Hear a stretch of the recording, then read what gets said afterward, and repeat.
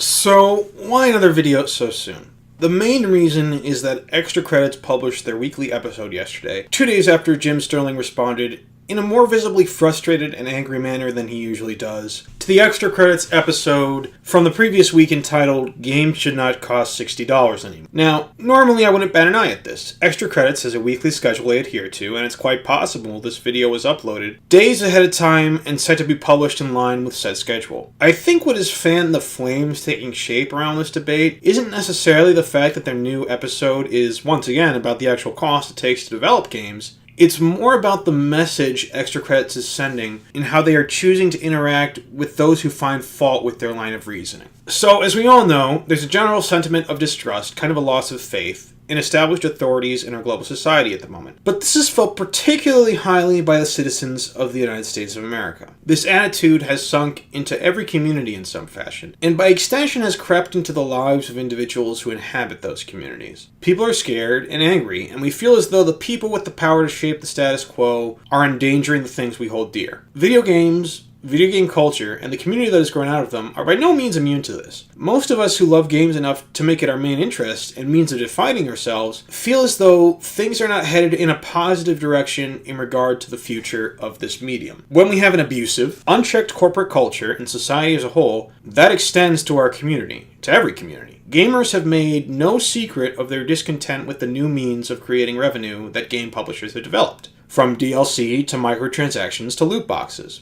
So when it's revealed to us that publishers have terminology for those amongst us who spend excessively on what are basically predatory programs that target certain individuals based on data they collect on us in a clandestine manner, and that terminology I'm talking about refers to those amongst us susceptible to these programs as whales, with all that term implies, it rapidly dissolves the trust we as gamers have in these publishers. Now, I'm not saying every publisher does this, but the ones who have the power to shape the landscape of the industry do. Because of that, not all, but most publishers follow this business model, however progressively they might do it, to one degree or another. It does not change the fact that it is a model built on exploitative practices, and this leaves a bitter taste in the mouths of those who feel they have been preyed on by a kind of monolithic force that takes advantage of their love for something by holding it hostage to their financial resources. A lot of people will disagree there and say that you can vote with your wallet. I personally believe the days of massive strikes and boycotts have more or less passed us by.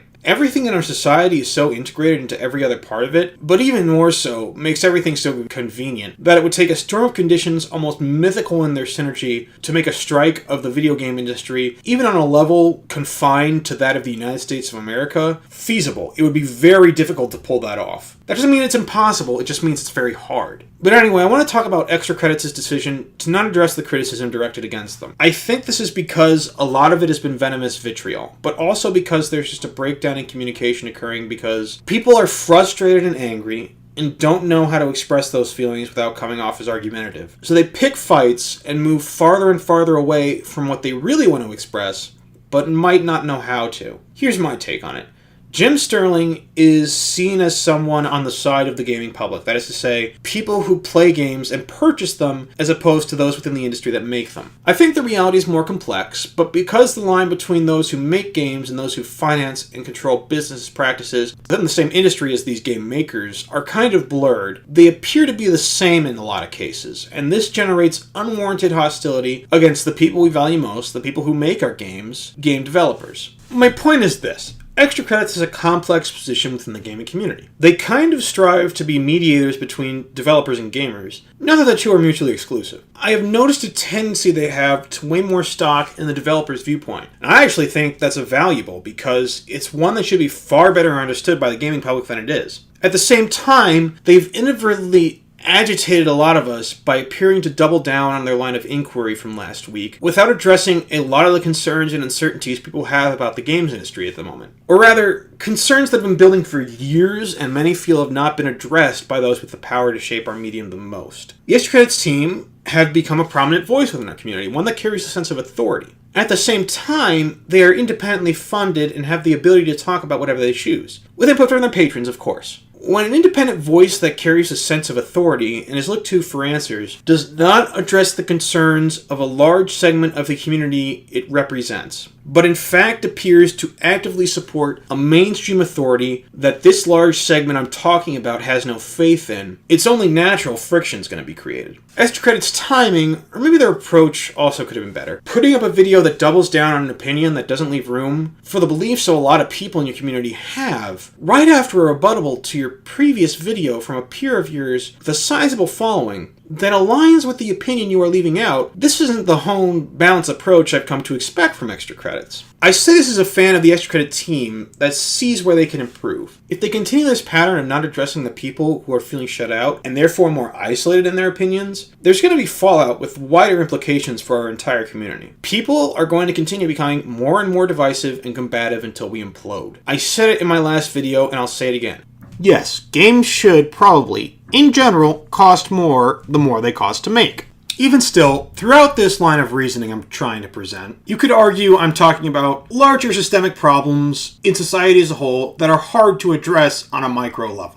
And you'd be right. That doesn't change the fact that you gotta start somewhere. And saying that we have to make what we have now work is ridiculous, because what we have now isn't working. People are angry. Jim Sterling would not be able to agitate if there was no anger to cultivate in the first place. Extra Credits is speaking primarily for developers within a toxic industry. I think that creates an inherent bias in their viewpoint. Jim Sterling and the way of seeing things he represents is just as biased, don't get me wrong. What's important to recognize is that the proponents of both sides are being made to go after each other when their goals are actually the same. And I think in my previous video, I talked a lot about manipulation on the part of corporations that affects our entire community. But I want to say something I didn't last time. I think that we are all so strained and so weary and so conditioned by the nature of internet discourse, which is less than civil, that we don't need that much of a push in any direction on the part of those who would manipulate us, because we are already kind of standing on the edge. We are so stressed and so concerned that all it takes is a slight breeze for us to move to tear anyone we think is a representative of the problems we are so concerned about down. Now, when I say corporations, it probably doesn't help that I can't put a human face to any of this. And for any who find fault with my opinion, that makes it easier to discredit me and not take what I have to say seriously. But that's kind of the whole point of a corporation. They remove the humans within their ranks from the public sphere, from the public view, and then they kind of exist as these abstract ideas that are harder to pin down. Sure, Nintendo has Miyamoto and Reggie and many of these human faces. I think Nintendo is an exception to the rule. They recognize the value in cultivating cults of personality around these people. That doesn't make them immune to the larger, dehumanizing corporate culture at work across any culture that has been touched by capitalism, however. So we need to stand together. It's only really been a day since I posted a video of me talking about potential rifts forming in our community, and I already see one taking shape. It's really frustrating to see that, but I just don't have the platform to make myself heard that other people have on this site or anywhere else, really. So I'm going to get drowned out by the overwhelming number of voices that are present. I think for now, I'll be satisfied if even one stranger walks away better, or at least more thoughtful, thanks to, at least in part, what I've said.